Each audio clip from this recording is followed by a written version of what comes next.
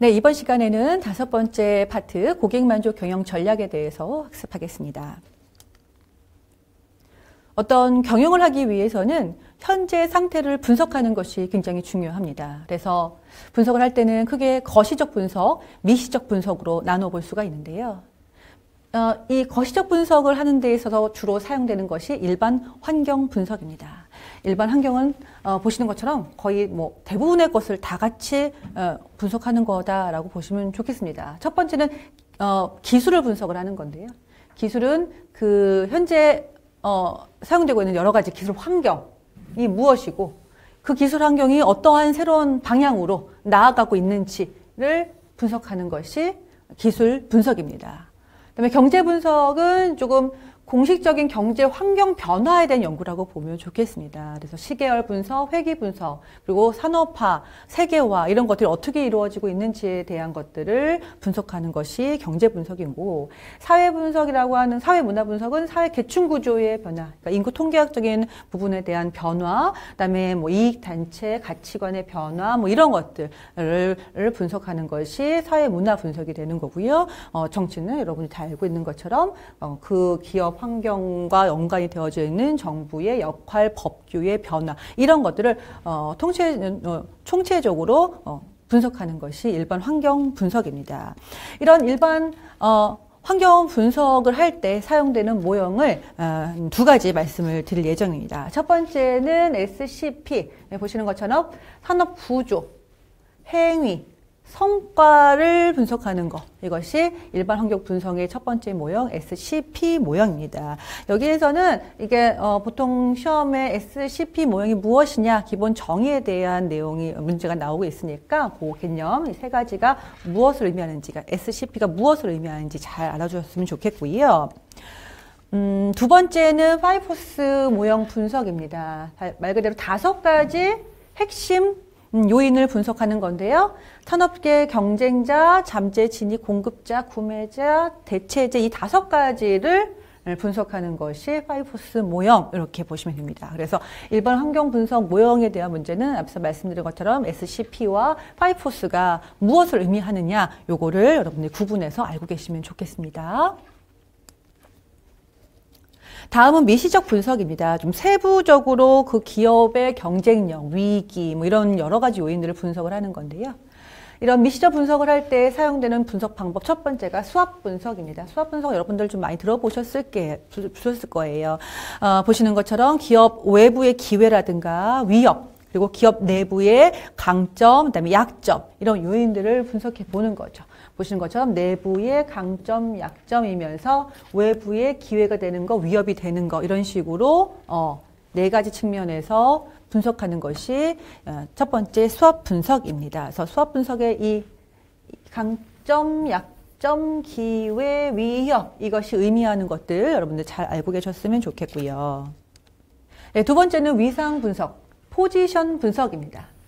여러분 교재에 나와져 있듯이 경쟁 기업과 비교해서 우리 기업이 어느 정도의 위치에 있느냐라는 것을 분석하는 것이 위상 분석, 포지션 분석입니다. 그래서 분석 방법은 분석 대상을 일단 선정을 하고 여러 가지 요인들 중에서 중요한 핵심 요인 2가지를 선정을 해서 매트리스를 구성한 후에 비교 대상이 되는 경쟁 기업의 수준을 서로 측정해서 위치를 표시하고 우리는 어느 방향으로 나아가야 되는지를 방향성을 제시하는 방법이 위상 분석이라고 보시면 되겠고요.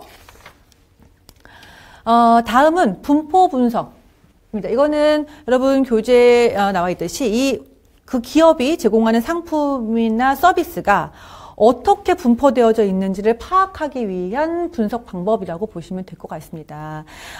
현재 분포도가 적절하게 되어져 있는지, 한쪽에 치우쳐져 있지는 않은지, 개선해야 되는 부분이 있지 않은지라는 것들을 살펴보는 거죠. 그래서 제품을 제공하는 프로세스는 적절한지, 서비스가 제공되는 프로세스는 적정한지, 그때 인력의 어떤 배치 상황, 어떤 수급 상황 이런 것들은 적절한지 이런 모든 것들을 이렇게 지도 형태로 만들어서 어떻게 잘 골고루 잘 분포가 되어져 있는지 이런 것들을 분석하는 것이 포트폴리오 분석이라고 보면 좋겠습니다. 네, 다음은 동태 분석입니다. 다이나미즘이라고 얘기하고 있는데요.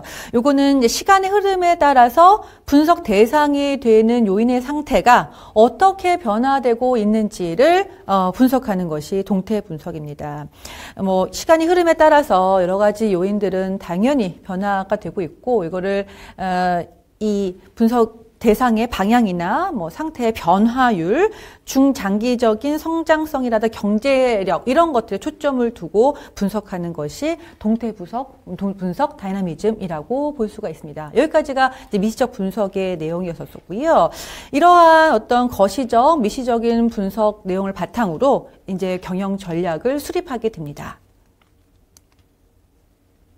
여러분, 교재 경영 전략에 대한 내용을 좀 보시면은 개념을 좀 한번 정리해 주실 필요가 있습니다. 이렇게 변화하는 기업 환경 속에서 기업에 존속하고 성장을 도모하기 위해서 기업이 어떤 방향으로 활동을 해야 되는지, 그래서 하기 위해서 어떤 계획을 세워 나가야 되는지, 이런 모든 전략을 경영 전략이라고 볼 수가 있습니다. 그래서 경영 전략의 수준은 기업 전략, 사업 전략, 기능 전략인데요. 기업이 가장 큰 전략을 좀 보시면 됩니다. 사업의 범위와 방향성을 정리를 하고, 이제 이게 결정이 되고 나면은 그 각 아래에 소속되어져 있는 각 사업, 제품 분야의 전략을 세우는 것이 사업 전략, 그리고 그 안에 더 각각 사업 제품 안에서 구체적으로 어떤 부분들을 좀 더 향상시키고 개선하고 해야 되는지를 대한 전략을 세우는 것이 기능 전략, 이렇게 수준을 좀 볼 수가 있습니다.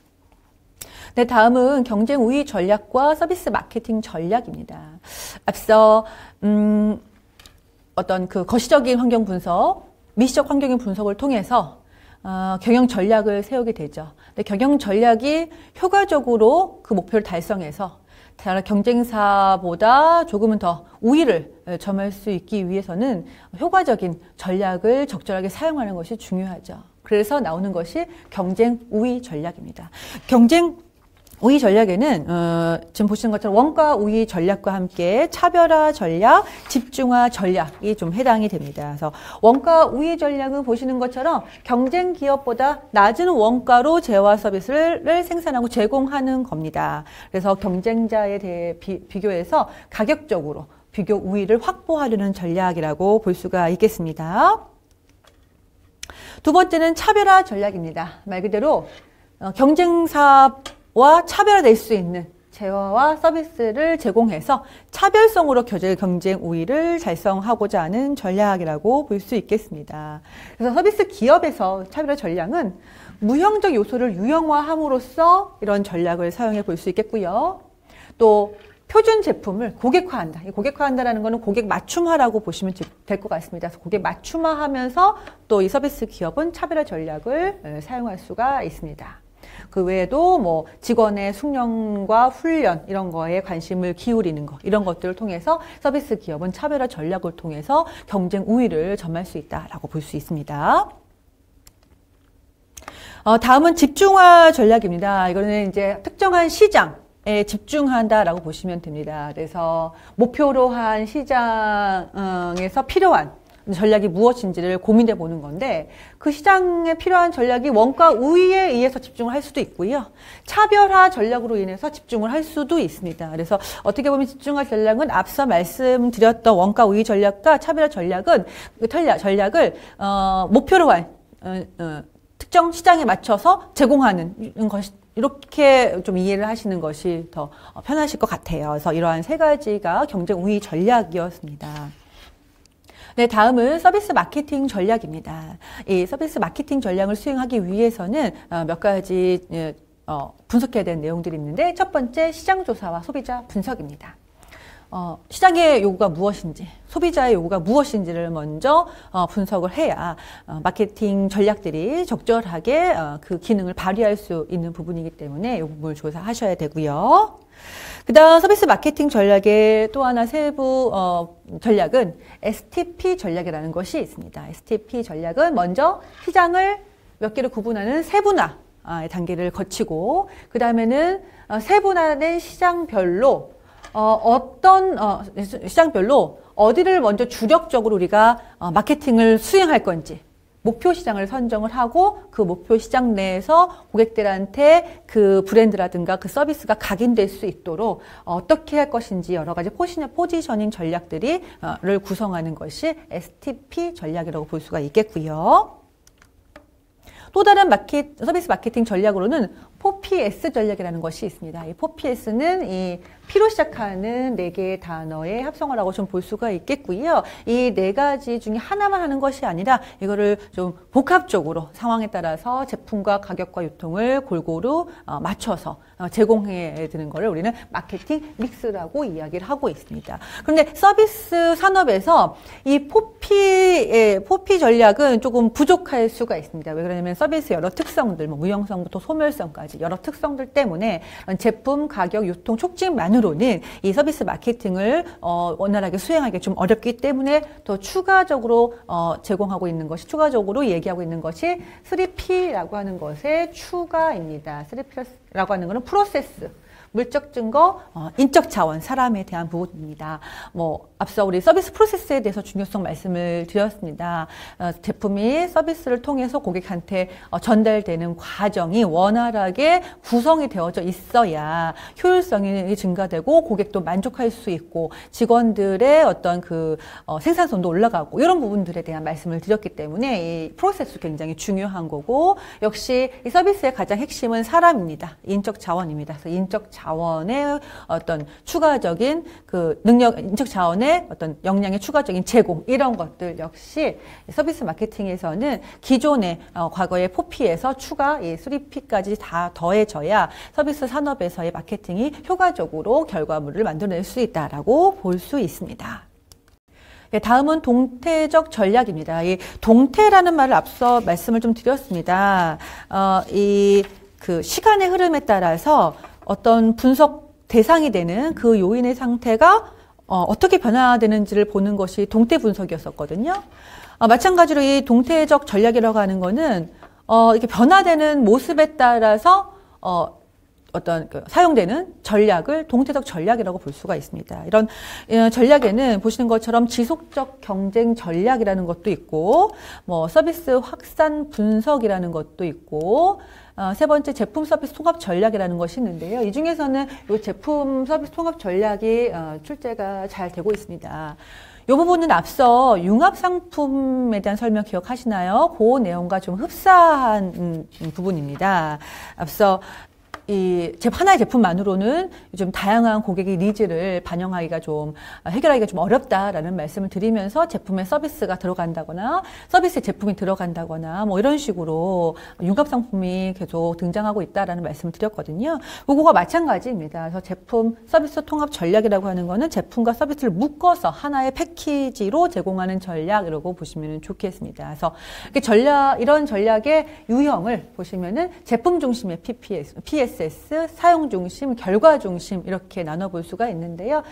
보시는 것처럼 제품을 좀 더 잘 사용할 수 있게끔 사용을 촉진할 수 있는 부가적인 서비스를 제공하는 거 제품 중심의 PSS고요. 제품을 판매하는 대신에 사용 및 기능을 판매하는 형태, 사용 중심의 PSS라고 볼 수가 있습니다. 결과 중심이라고 하는 거는 여기에서 좀 발전시킨 형태인데요.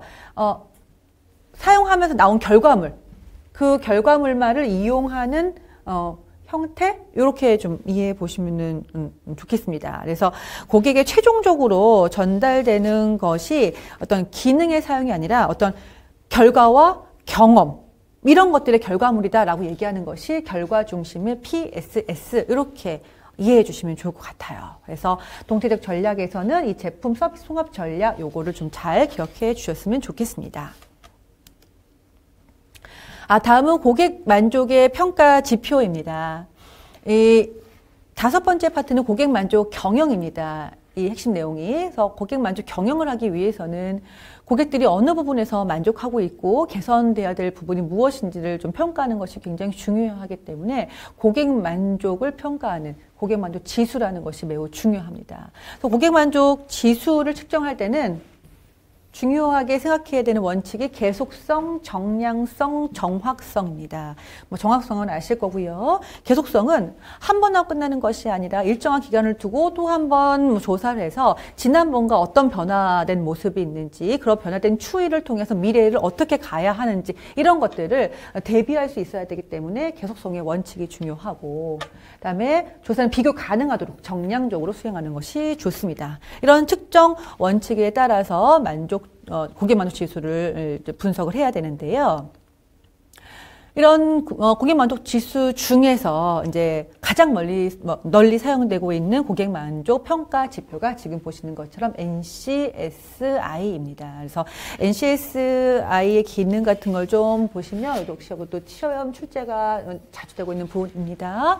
가장 중요한 거는 동종 이 업종 간 고객 만족을 비교 분석하는 거다라는 겁니다. 그래서 우리 회사의 고객 만족도만 분석하는 것이 아니라 동종 업계의 다른 어떤 기업이 똑같은 측정 어떤 항목을 가지고 누가 더 잘하고 있고 어떤 부분이 조금 더 미흡한지 이런 것들을 좀 객관적으로 알 수 있는 것이 NCSI의 가장 대표적인 기능이라고 볼 수 있겠고, 또 그걸 통해서 고객 만족 향상을 위한 전략 수립이 가능하고 마케팅 전략 수립 가능하고 미래를 예측할 수 있고, 그 다음에 또 고객들이 또 희망하는 여러 가지 제품이나 서비스 이런 거를 만들 수 있는 방향, 또 선택하는 데 어떤 것들이 영향을 미치는지 이런 것들을 다 알아볼 수 있는 것이 이런 국가 고객 만족 지수의 기능이다라고 볼 수 있겠습니다.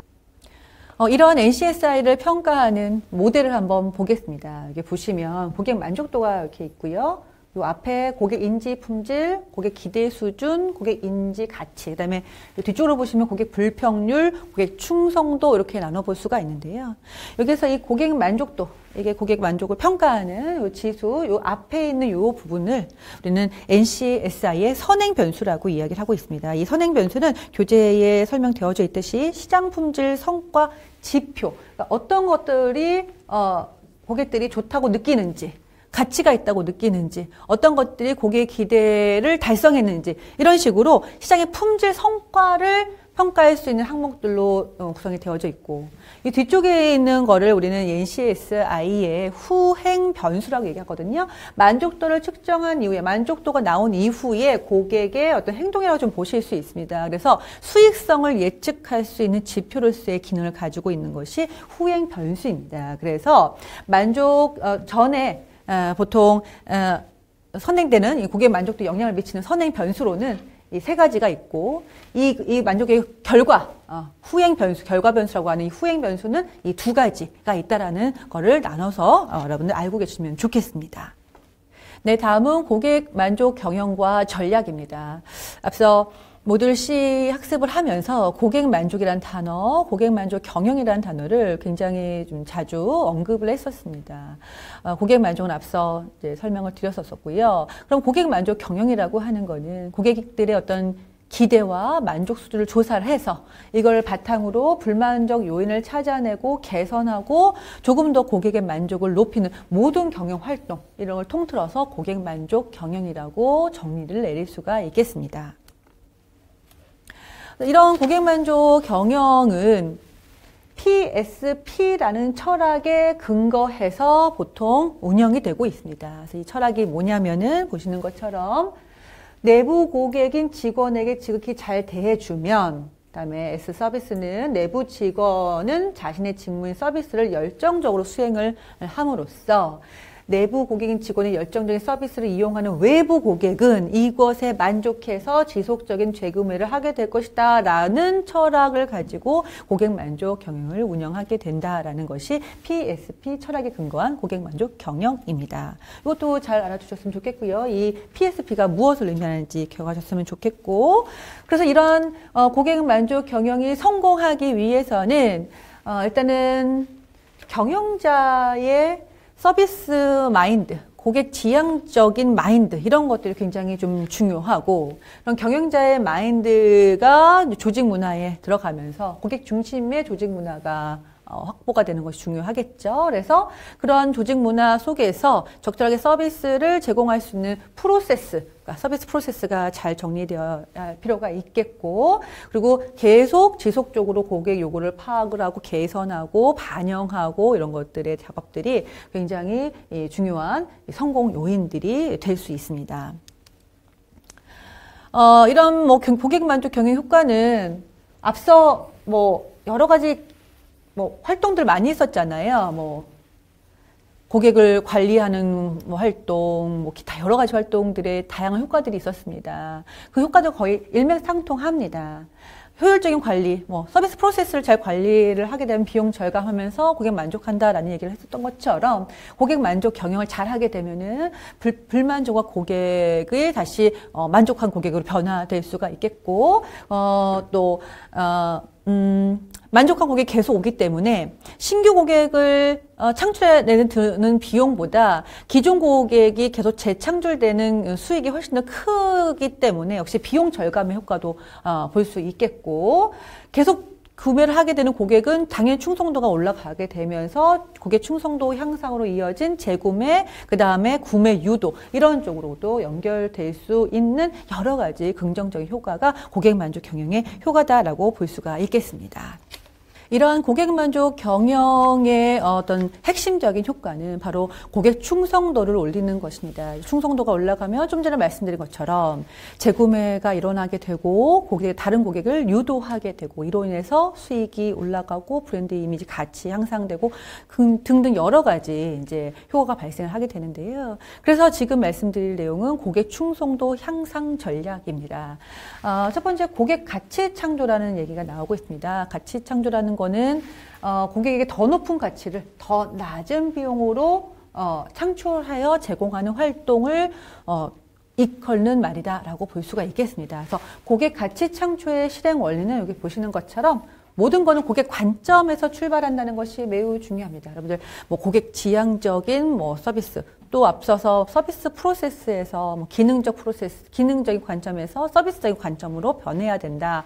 이렇게 되면 고객이 느끼는 가치가 상승하게 되고, 이로 인해서 고객들은 많은 것들을 기업에게 지불하고 그만큼의 적절한 서비스와 제품을 받을 수 있겠다, 사용하게 된다라는 이야기들을 한 적이 있습니다. 그래서 이런 고객 가치 창조가 잘 실행되기 위해서는 고객 관점에서 출발하는 것이 중요하고, 그다음에 또 고객이 원했지만 충족되지 않았던 그런 니즈들이 무엇인지를 찾아서 해결해 주려고 하는 노력, 이런 것들이 고객 가치 창조를 좀 더 실행시킬 수 있는 하나의 원리라고 볼 수 있겠고요. 그다음에 고객 중심의 문제 해결, 고객을 위한 혁신, 뭐 이런 다 지금 고객 중심이라는 단어가 굉장히 많이 들어가져 있습니다. 그래서 고객 가치 창조가 잘 실행되기 위해서는 고객 관점에서의 출발이 중요하다고 말씀을 드릴 수 있습니다. 다음은 고객 충성도 향상 전략 중에 두 가지를 말씀을 드릴 건데요. 첫 번째, 고객 가치 증진 접근법과 고객 가치 연장 접근법입니다. 고객 가치 증진 접근법은 지각되는 고객 가치를 막 높이는 방법입니다. 지금 이만큼 느꼈던 가치를 이만큼 느낄 수 있도록 높이는 방법이 고객 가치 증진 접근법이고요. 고객 가치 연장 접근법은 요만큼 느꼈다라고 하면 이걸 앞에도 느끼고 뒤에도 느끼고 또 다른 것도 느끼고 이런 식으로 확대하는 것이 연장 접근법, 이렇게 보시면 좋겠습니다. 그래서 보시는 것처럼 기존의 제품이나 서비스 속성들의 부가적인 혜택을 제공하는 거, 고객 가치 증진 접근법이라고 볼 수가 있겠고, 고객 가치 연장 접근법은 서비스 전과 후 단계로 구분해서 여기도 고객 가치를 제공하고 여기도 가치 제공하고 서비스 제공 후에도 가치를 제공하는 이런 부분들이 가치 연장 접근법, 이렇게 구분해서 이해해 주셨으면 좋겠습니다. 그리고 가치를 연장할 때 고려할 점들 좀 보셔야 되는데요. 새로운 혜택을 추가가 일단은 필요한 부분인 거고, 교차 판매할 수 있는 기회를 제공한다거나 또 고객의 기대 를 파악한다거나, 그다음에 고객의 사용 가치를 좀 더 분석적으로 하고 좀 더 깊이 있게 이해한다거나, 이런 것들이 고객 가치를 연장할 때 좀 생각해 봐야 되는 부분에 해당되는 내용입니다. 다음은 서비스 지향성입니다. 서비스 지향성이라고 하는 말 그대로 서비스를 관점으로 두고 모든 것들 그 방향으로 나가는 것을 서비스 지향성이라고 말씀을 드릴 수 있고, 앞서 서비스 프로세스에 대한 내용과 조금 개념이 조금 연관된다고 볼 수 있겠습니다. 서비스를 중심 관점으로 보고 프로세스를 정리하는 것이 서비스 프로세스였다면, 서비스 지향성이라고 하는 것은 모든 것을 서비스의 방향으로 바라보면서 프로세스를 설계하든 뭐 기타 여러 가지 전략을 사용하는 것들을 그 방향성으로 가져가는 것을 서비스 지향성이라고 볼 수가 있겠습니다. 이 서비스 지향성은 시장 지향성과 조금 차이가 있는데요. 보시는 것처럼 시장 지향성은 시장의 욕구와 기회를 확인한 후에 그거를 어떻게 이제 대응할 수 있는지를 핵심적으로 알아보는 것이 시장 지향성이라고 볼 수 있겠고, 서비스 지향성은 시장 정보에 대한 전략적인 반응, 이렇게 보시면 되는데, 시장이 요구하는 것들을 분석한 후에 이걸 어떻게 서비스적으로 이거를 해결할 수 있을까라는 부분으로 생각하는 것이 서비스 지향성이라고 보시면 좋겠습니다. 그래서 보시는 것처럼 교재에 보시면 서비스 지향성의 개념이 굉장히 다양하게 기술되어져 있는데, 이 부분 역시 시험에 많이 나오는 부분이니까 잘 알아주셨으면 좋겠고, 이런 서비스 지향성을 평가하는 요소들도 같이 한번 보시면 좋겠습니다. 네, 지금까지 5번째 파트 고객 만족 경영 전략에 대해서 말씀드렸습니다.